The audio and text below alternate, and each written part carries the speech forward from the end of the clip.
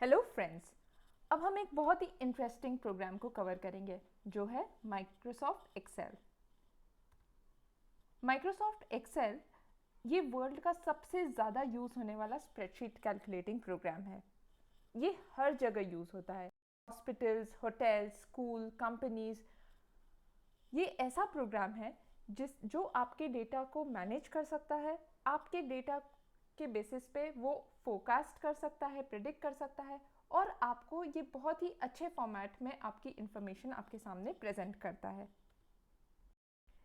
ये इतना बेहतरीन प्रोग्राम इसीलिए है क्योंकि इसमें बहुत सारी अलग अलग चीज़ें करने की काबिलियत है, जैसे नंबर क्रंचिंग जो आप बजट क्रिएट करना चाह रहे हैं, एनालिसिस करना चाह रहे हैं, या फिर आप कस्टमाइज चार्ट्स बनाना चाह रहे हैं, आपके डेटा को ऑर्गेनाइज करना चाह रहे हैं, एक लिस्ट फॉर्मेट में चाह रहे हैं, रो और कॉलम के लेआउट में चाह रहे हैं। आप दूसरे डेटा को भी इसमें एक्सेस कर सकते हैं, उस पर भी आप वर्क कर सकते हैं, फर्दर एनालाइज कर सकते हैं। आप एक ग्राफिकल डैशबोर्ड बना सकते हैं जो आपके डेटा को बहुत ही सिंपल फॉर्मेट में समराइज करे आपके लिए। इन वीडियोस में हम बेसिकली कवर करेंगे एक्सेल का ओवरव्यू, कुछ सिंपल और कॉम्प्लेक्स फॉर्मूलेज पे कैसे वर्क करते हैं, बेसिक फंक्शंस पे कैसे काम करते हैं, सॉर्टिंग, ग्रुपिंग, फिल्टरिंग क्या होता है, टेबल्स को फॉर्मेट कैसे करते हैं, अलग अलग डेटा फॉर्म्स क्या होते हैं, वर्कशीट्स के साथ कैसे काम किया जाता है, कंडीशनल फॉर्मेटिंग का यूज़ कैसे करते हैं, पिवट्स कैसे बनाते हैं, and much much more. So let's begin. Excel program को ओपन करने के लिए सबसे पहले आप स्टार्ट पर करेंगे, यहाँ स्क्रॉल डाउन करें। अगर आप प्रीवियस विंडो यूज़ कर रहे हैं वर्जन तो आपको ऑल प्रोग्राम्स का ऑप्शन दिखेगा, आप उस पर क्लिक कीजिए। वहाँ पे आपको माइक्रोसॉफ्ट ऑफिस का फोल्डर दिखाई देगा, आप उस पर क्लिक कीजिए और उसमें आपको माइक्रोसॉफ्ट एक्सेल का ऑप्शन दिखाई देगा। या क्लिक करने से प्रोग्राम ओपन हो जाएगा, या फिर आप सर्च बार में एक्सेल टाइप कीजिए, तब आपको ये प्रोग्राम यहाँ डिस्प्ले हो जाएगा। आप इस पर क्लिक करके भी इस प्रोग्राम को ओपन कर सकते हैं। एक और तरीका होता है, यहाँ पे आप राइट क्लिक कीजिए, न्यू पे जाकर आप माइक्रोसॉफ्ट एक्सेल वर्कशीट इस पर भी क्लिक करेंगे तो एक एक्सेल की शीट आपके सामने ओपन हो जाएगी। सो एक्सेल बेसिकली आपको इस फॉर्म में दिखता है। यहाँ जो आपको ये छोटे छोटे रेक्टेंगल बॉक्सेस दिख रहे हैं, इन्हें हम सेल्स बुलाते हैं। ये एक्सेल के सेल्स हैं। यहाँ आप देखेंगे कि ये जो है, ये नंबर्स जो है, ये एक रो फॉर्मेट है।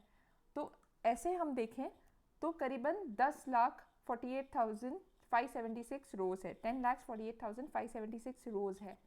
और आप जो यहाँ पे अल्फ़ाबेट्स देख रहे हैं, बी सी डी, ये हम एक्सटेंड करते करते करते जाएं तो ये करीबन एक्स एफ डी तक इसका फॉर्मेट जाता है। तो यहाँ पे बहुत सारे रोज और बहुत सारे कॉलम्स हैं आपको डेटा इंसर्ट करने के लिए।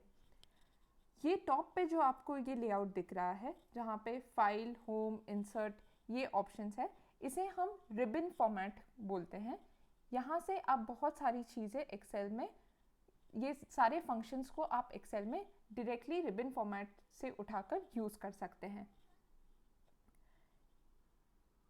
अगर आप यहाँ देखें तो ये शीट्स है अलग अलग, शीट 1, शीट 2, शीट 3।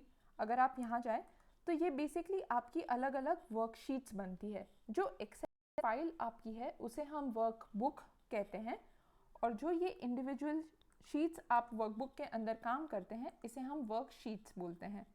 अगर हम यहाँ डबल क्लिक करें तो हम इसे रीनेम कर सकते हैं। अगर हम यहाँ पे राइट क्लिक करें तो ये बहुत सारे ऑप्शंस हमें देता है। हमें नई वर्कशीट अगर इंसर्ट करनी है तो हम यहाँ से कर सकते हैं, डिलीट करनी है, रीनेम करनी है, इसे मूव या कॉपी करना है, इस पर अगर कोई कोड लिखा हुआ है वो आपको देखना है, शीट को प्रोटेक्ट करना है। टैब कलर, जो यहाँ का कलर है, इसको अगर आपको चेंज करना है, बैकग्राउंड में अब जैसे कि वाइट दिख रहा है, अगर आपको इस कलर को चेंज करके कोई भी कलर डालना है तो वहाँ पे आपको वो टैब कलर चेंज हो जाता है। अगर इस चीज़ को हाइड करना है ताकि वो सामने दिखे ना, तो आप उसे हाइड कर सकते हैं और सिलेक्ट ऑल का ऑप्शन यहाँ होता है। यहाँ आप देखें तो ये क्विक एक्सेस टूल बार बोलते हैं। यहाँ पे कुछ फंक्शंस अभी जो बाय डिफ़ॉल्ट है वो है सेव का फंक्शन, अनडू और रीडू का फंक्शन। अगर मैंने कुछ मान लीजिए टाइप कर दिया और अब मुझे फिर से पहले स्टेप पे जाना है जहाँ पे मैंने ये टाइप नहीं किया था, तो मैं इसे करती हूँ तो वो एक स्टेप बिहाइंड चला जाता है। तो मैं जो भी काम करूँगी, जो भी स्टेप्स लूँगी, अगर मैं अंडू करती हूँ तो वो एक स्टेप पीछे चला जाएगा, और जैसे ही मैं रीडू पे क्लिक करूँगी तो दोबारा वो नेक्स्ट स्टेप जो मैंने परफॉर्म की थी वो वापस आ जाएगा। इसे हम चेंज करना चाहे तो हम यहाँ पे इसे कस्टमाइज़ करके कुछ और फीचर्स जो हम बहुत ओकेजनली यूज़ करते हैं हम उसे भी यहाँ पे ऐड कर सकते हैं। इसके बाद आप यहाँ नोटिस करेंगे कि यहाँ स्क्रॉल बार्स हैं। अगर आप शीट में राइट या लेफ़्ट की तरफ जाना चाह रहे हैं या शीट में आप ऊपर नीचे जाना चाह रहे हैं, अब यहाँ ज़्यादा डेटा नहीं है तो इसलिए वो बाय डिफ़ॉल्ट सिर्फ एक पेज का व्यू दिखा रहा है। लेकिन जैसे जैसे आप डेटा यहाँ पे फिल करते जाएंगे आप नोटिस करेंगे कि ये स्क्रॉल बार इसमें कम होता है और आपको और ज़्यादा पेज व्यू करने का अपॉर्चुनिटी मिल जाती है यहाँ पे। इसके बाद हम देखेंगे यहाँ पे ऑप्शंस होता है पेज व्यू। आपको किस फॉर्मेट में देखना है, इस फॉर्मेट में या छोटे से फॉर्मेट में या बेसिक हमारा डिफ़ॉल्ट फॉर्मेट। तो अगर मैं ये शीट को प्रिंट करना चाहूँ तो कितना सेक्शन मेरे एक पेज पर फिट होगा वो भी मैं यहाँ से डिटरमाइन कर सकती हूँ। मैं शीट को जूम करना चाह रही हूँ तो वो मैं यहाँ से कर सकती हूँ। अब नेक्स्ट आता है कि हम इस पर क्या कर सकते हैं। हम इस पर अलग अलग डेटा यूज़ कर सकते हैं। हम यहाँ पे टेक्स्ट यूज़ कर सकते हैं, नंबर्स यूज़ कर सकते हैं, फॉर्मूलाज डाल सकते हैं। जैसे मान लीजिए अगर मैं किसी क्लास के स्टूडेंट्स की मार्क्स मुझे एंटर करना है तो मैं यहाँ पे student A, student B, student C, student D, अब इनके marks out of 50 A score 20, B score 21, C score 5 and D score 26। तो मैं यहाँ पे इंडिविजुअल उनके मार्क्स भी डाल सकती हूँ। अगर मुझे टोटल मार्क्स का अगर मुझे इन मार्क्स का टोटल करना है तो मैं यहाँ पे एक फॉर्मूला फंक्शन यूज़ कर सकती हूँ, इज़ इक्वल टू हम यूज़ करते हैं कभी भी अगर हमें कोई फॉर्मूला डालना है तो इज़ इक्वल टू सम, और फिर हम सिलेक्ट करते हैं कि इन 4 नंबर्स का मुझे सम चाहिए। तो आप यहाँ क्लिक कीजिए तो यहाँ पे उसका सम आ जाता है। फिर आप इन टेक्स्ट को और इन नंबर्स को जैसे फॉर्मेट करना चाहते हैं, अगर आपकी इसकी टेक्स्ट चेंज करना चाह रहे हैं या साइज़ बढ़ाना चाह रहे हैं, कम करना चाह रहे हैं, या एक डिफ़ॉल्ट साइज़ आप यहाँ से चूज़ करना चाह रहे हैं, अगर आप कॉलम्स और रो की हाइट कम ज़्यादा करना चाह रहे हैं तो वो आप यहाँ से कर सकते हैं, या फिर format row height, format column width, ये भी आप यहाँ से सिलेक्ट करके कर सकते हैं।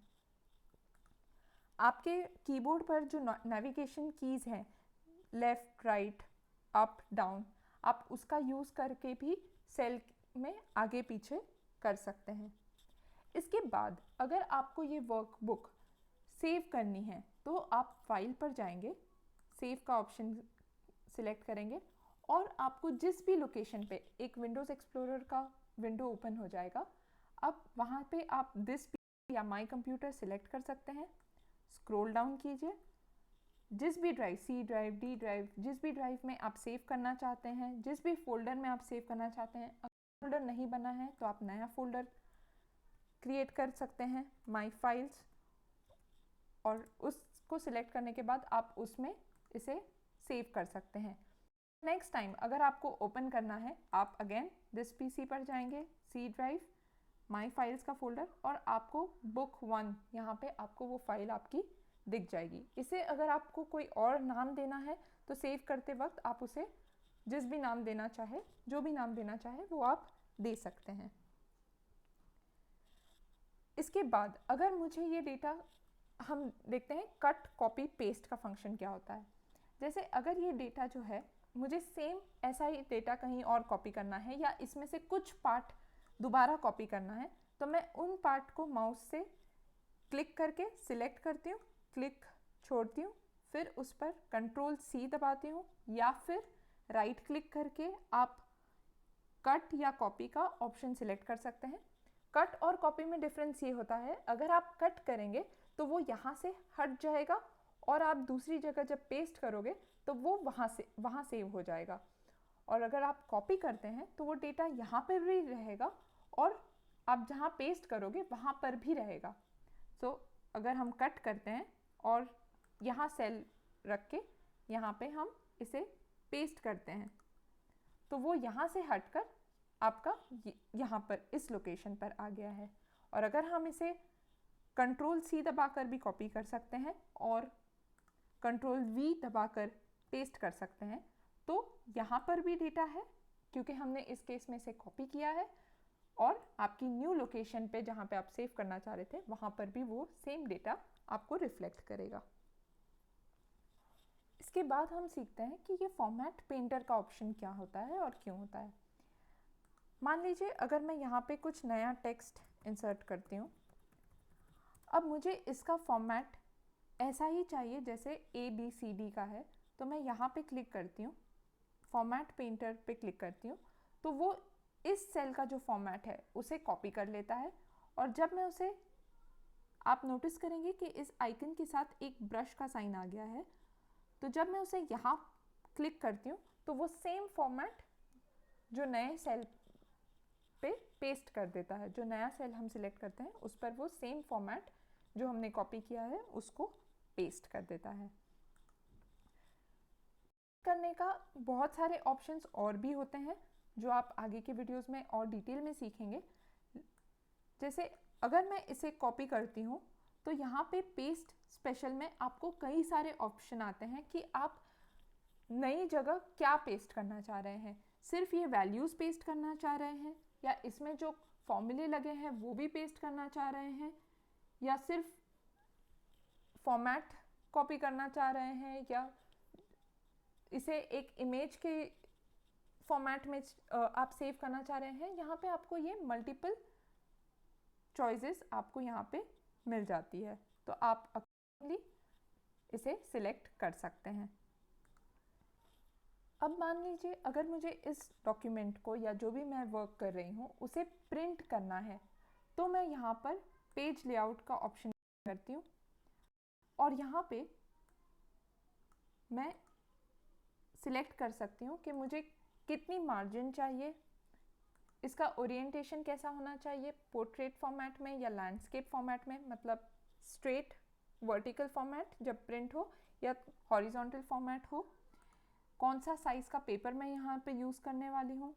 और इसके बाद आप फाइल पर जाएंगे, यहाँ पर प्रिंट ऑप्शन सिलेक्ट करेंगे तो यहाँ पे आपको एक प्रीव्यू दिख जाएगा और यहाँ पे वो दिखाई देगा कि ये जो आपका डॉक्यूमेंट है वो कितने पेज में प्रिंट होगा। तो यहाँ पर एक प्रिंट है, तो ये वाला जो डॉक्यूमेंट है वो आपके एक पेज पर ही प्रिंट हो जाएगा और वो प्रिंट होने के बाद कुछ ऐसा दिखेगा। सो आपको अगर कोई भी चेंजेस करने हैं प्रिंट पर तो आप यहाँ से सिलेक्ट कर सकते हैं। ओरिएंटेशन, मार्जिन, पेपर साइज़ जो भी है वो आप यहाँ से दोबारा से चेंज कर सकते हैं। आपका प्रिंटर आप यहाँ से सिलेक्ट कर सकते हैं और इसे प्रिंट कमांड देकर इसे प्रिंट कर सकते हैं। एस्केप करने के बाद हम दोबारा से हमारी मेन शीट पर आ जाते हैं। इसके बाद हम देखेंगे रिबन्स में फॉर्मूलेज हैं, डेटा है जिसे आप सॉर्ट कर सकते हैं। जैसे इस डेटा को अगर मुझे सॉर्ट करना है तो मैं बड़े से छोटा यहाँ से सिलेक्ट करके कर सकती हूँ, छोटे से बड़ा या बड़े से छोटा, जिस भी फॉर्मेट में मैं चाहूँ। ये सारी चीज़ें हम डिटेल में हमारे नेक्स्ट वीडियोस में सीखेंगे। इस वीडियो के लिए इतना ही। This was just an introduction to Microsoft Excel and keep learning. Thank you.